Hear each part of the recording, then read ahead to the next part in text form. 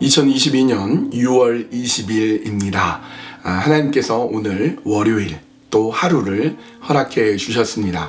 조금 피곤하고 지친 하루이겠지만 그러나 오늘도 믿음 가지고 하나님께서 인도하심 믿으며 그렇게 걸어가셨으면 좋겠습니다. 말씀 붙들고 기도하고 그렇게 오늘 월요일을 힘차게 시작하면 좋겠어요. 함께 나눌 말씀은 베드로전서 2장 1절에서 3절까지의 말씀입니다.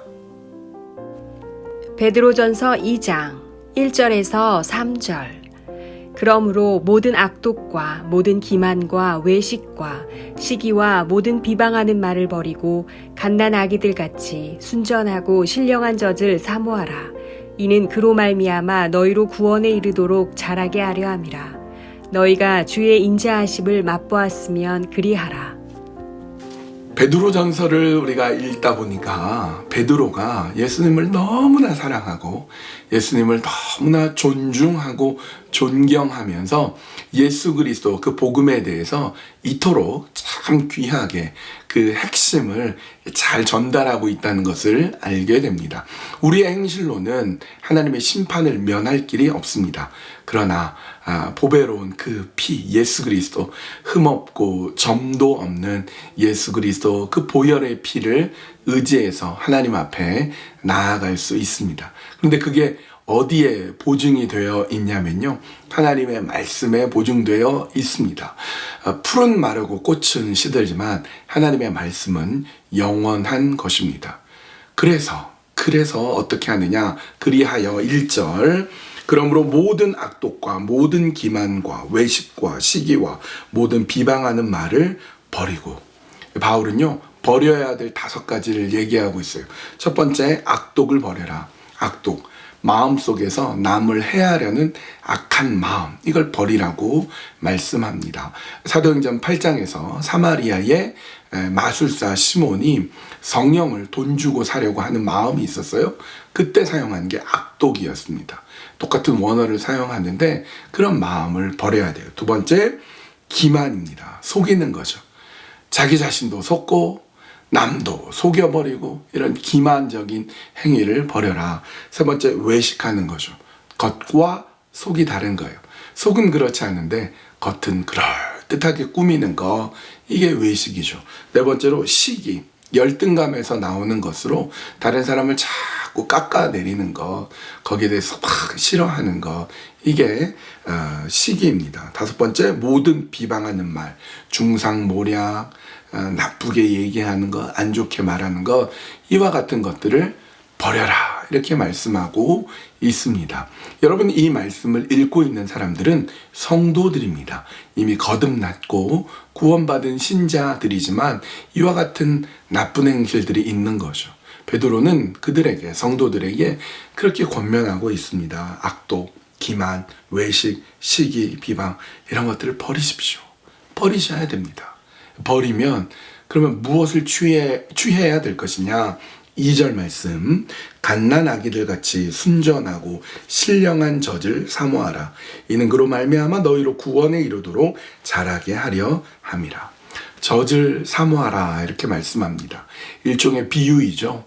여러분, 우리 교회에 젊은 부부들이 많이 계시고 이제 갓 아기가 태어나고 아이를 한참 키우고 있는 부부들이 많이 계신데요.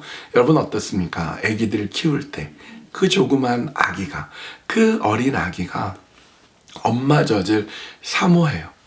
모든 인생을 통틀어서 엄마 젖 먹는 것, 그것만이 인생의 목표가 되는 거예요. 그래서 열심히 젖을 빨고 그리고 쑥쑥 자라나는 것을 보게 됩니다.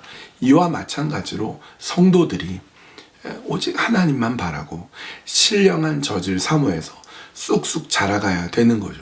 아까 버려야 될 거 뭐라 그랬죠? 악독, 기만, 외식, 시기, 모든 비방하는 말은 뭡니까? 계산하는 거예요.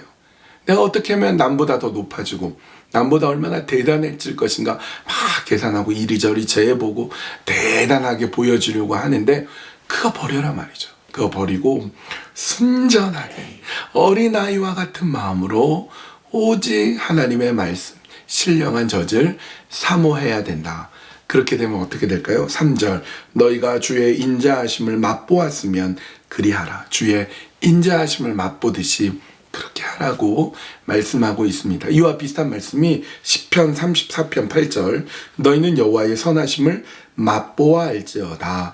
그에게 피하는 자는 복이 있도다. 여러분, 우리의 오감이 있어요. 시각, 청각, 후각, 미각, 촉각이 있는데 다른 것들은 대상이 그대로 있어요. 우리가 뭘 본다고 사라지지 않아요. 소리를 듣는다고 그게 없어지지 않습니다. 유일하게 미각은 내 안에 들어와 버리는 겁니다. 하나님의 선하심은요, 맛보는 거예요.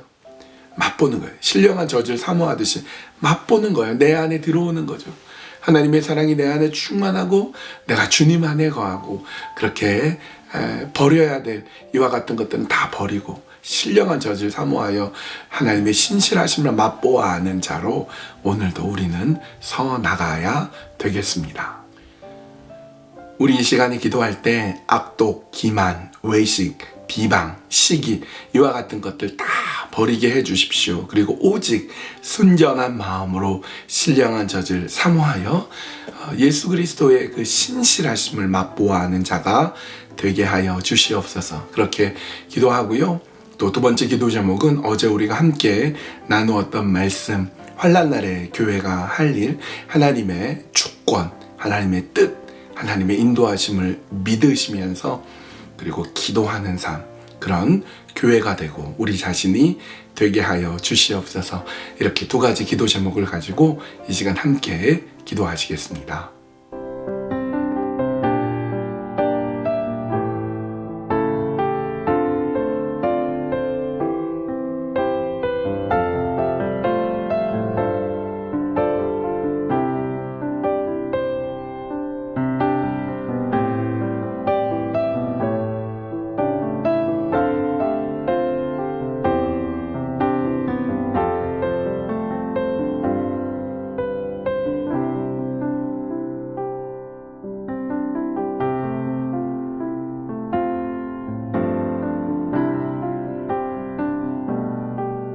하나님, 우리가 예수님을 믿으면서도 어쩌면 우리에게도 악독, 기만, 외식, 시기, 비방 이와 같은 악한 생각, 악한 행동이 우리에게 있음을 솔직히 고백드립니다.